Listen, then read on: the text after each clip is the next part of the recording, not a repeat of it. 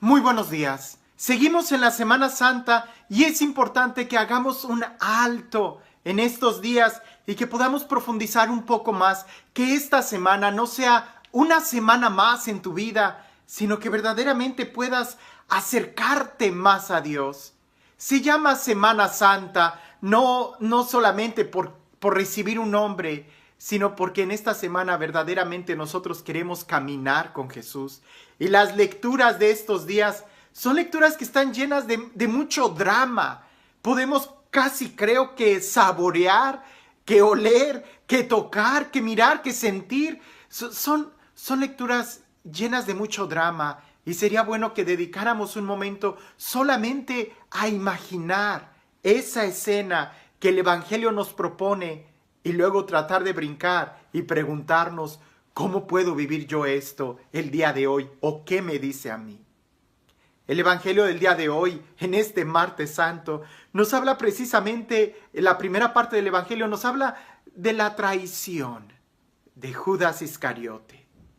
Y nuevamente es en una cena. Es en un momento en donde pudiéramos decir de intimidad, en la cultura hebrea, de manera general, en la cultura oriental.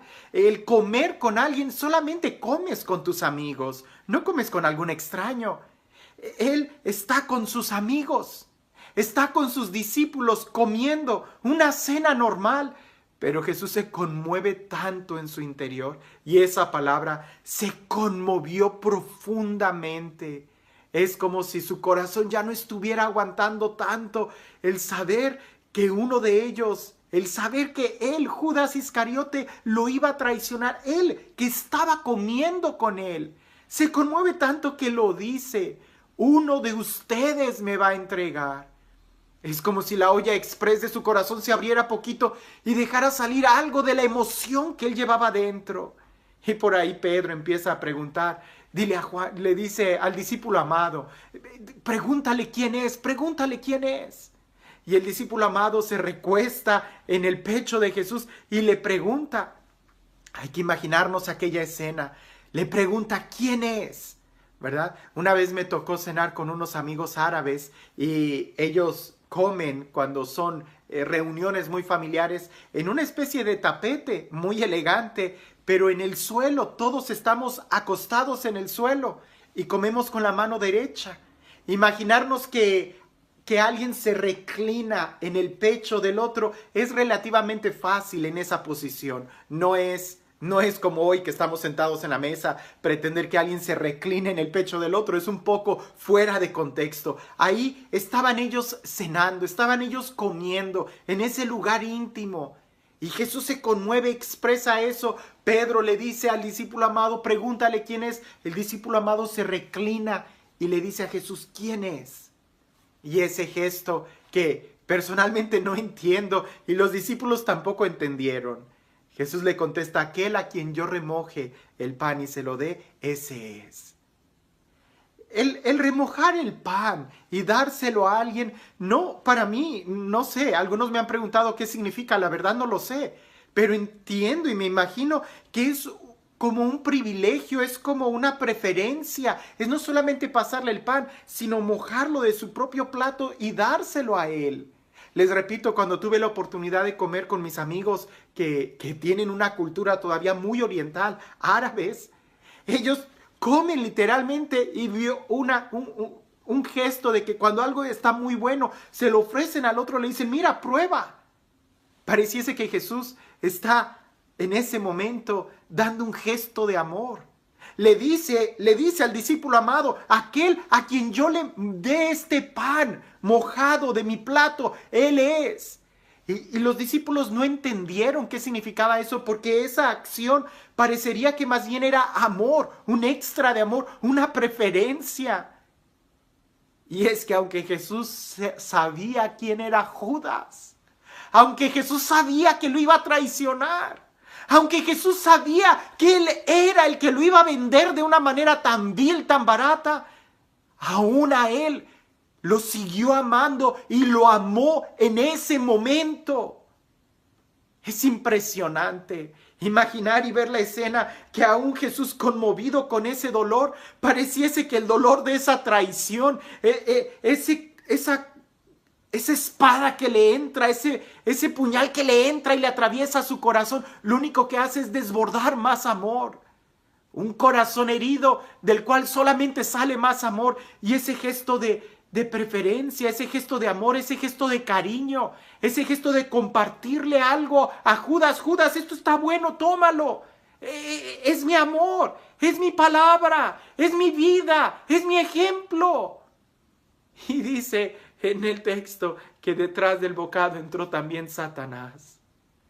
Pareciese que nosotros no logramos entender los gestos de amor que Dios nos da y nos cerramos y nos enfurecemos más cuando sentimos el amor de alguien.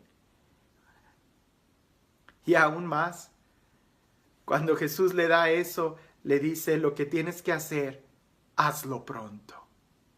Todo el día de ayer me la pasé pensando en esta frase. Lo que tienes que hacer, hazlo pronto. Y yo, ¿pero por qué le diría Jesús eso a Judas?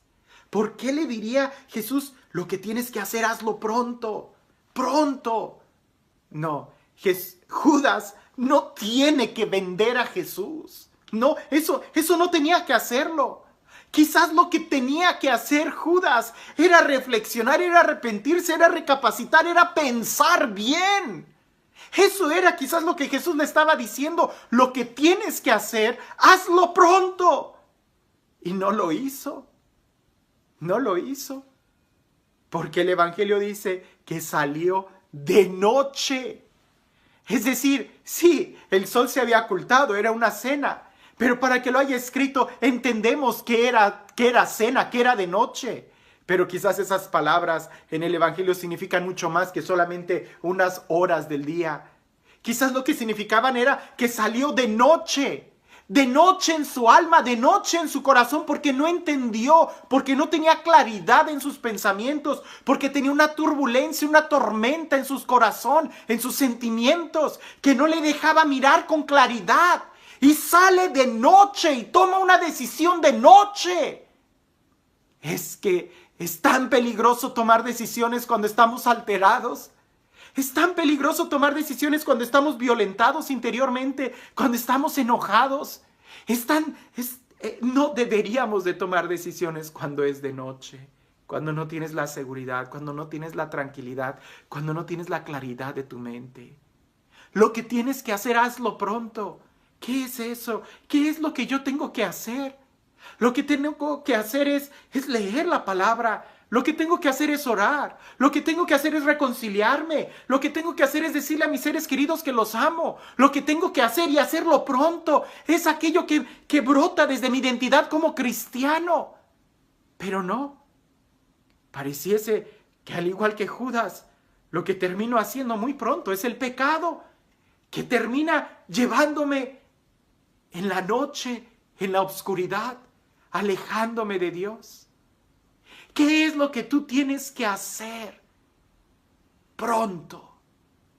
Definitivamente no salir de noche, sino más bien buscar la luz, buscar la claridad.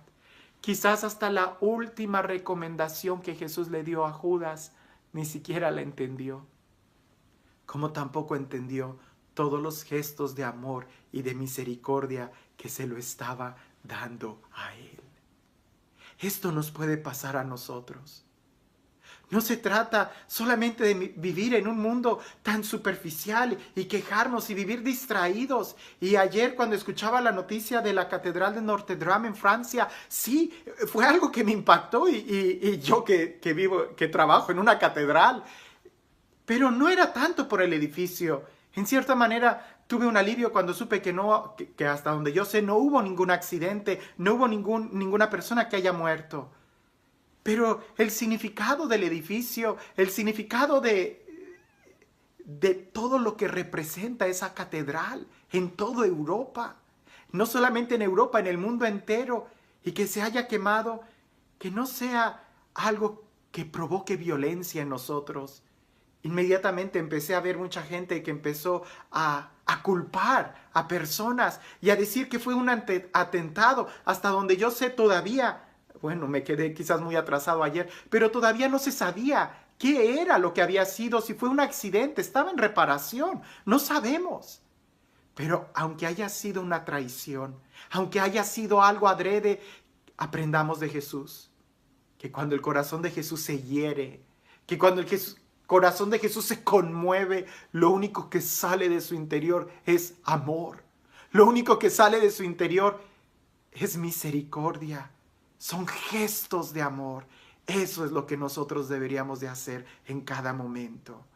Darnos cuenta y reconocer todos los gestos de amor que Dios tiene para nosotros y que lo que tengamos que hacer lo hagamos pronto. Eso es el amor. Eso es recuperar nuestra dignidad. Porque si no hacemos lo que deberíamos de hacer pronto, terminaremos haciendo lo que no debemos de hacer. ¿Qué es lo que tienes que hacer el día de hoy? No lo aplaces, porque solamente tienes el día de hoy.